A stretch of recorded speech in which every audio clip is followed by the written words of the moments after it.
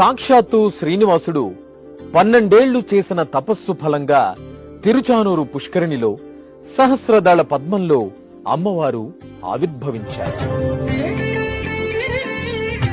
అందువల్లే ఈ పుష్కరిణిని పద్మ సరోవరం అంటారు. పుష్కరిణి మధ్య గల నీరాళి మండపానికి విశేషమైన ప్రాముఖ్యం ఉంది. కార్తీక బ్రహ్మోత్సవాల్లో భాగంగా అమ్మవారు అవతరించిన పంచమీ తేదీని పురస్కరించుకుని పంచమీ తీర్థ మహోత్సవం జరుగుతుంది.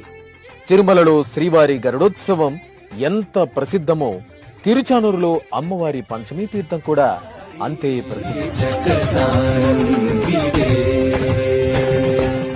పంచమి నాడు ఈ తీర్థంలో స్నానం చేస్తే సకల పాపాలు తొలగిపోతాయని భక్తుల ప్రగాఢ విశ్వాసం.